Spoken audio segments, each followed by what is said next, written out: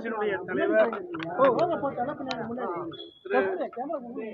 விஜய் அவர்கள் கரூரிலே பொதுக்கூட்டத்திலே பேசிக் கொண்டிருக்கும்போது கூட்ட நெரிசல் ஏற்பட்டு மூச்சு திணறி பல பேர் இறந்துள்ளதாக செய்திகள் வெளிவந்துள்ளன.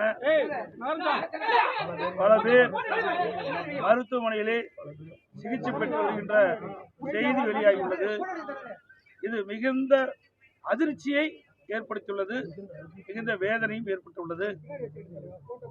மருத்துவமனையில் சிகிச்சை பெற்று வருகின்றவர்களுக்கு அரசு உரிய முறையிலே சிகிச்சை அளித்து அவர்களை காப்பாற்ற வேண்டும் என்று இந்த நேரத்தில் கேட்டு இறந்தவர் குடும்பத்திற்கு எனது ஆழ்ந்த இரங்கலையும் வருத்தத்தையும் தெரிவித்ததோடு அரசு இறந்த குடும்பத்தாருக்கு நிவாரண உதவி வழங்க வேண்டும் என்று கேட்டுக்கொள்கிறேன்.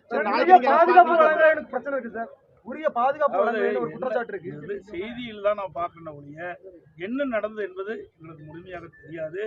இந்த ஊடகத்தில் வருகின்ற செய்தியின் அடிப்படையில் தான் இந்த கருத்து சொல்லியிருக்கிறேன். முழுமையாக எனக்கு விவரங்கள் தெரிந்த பிறகு நான் முழு விவரத்தை தெரிவிக்கிறேன்.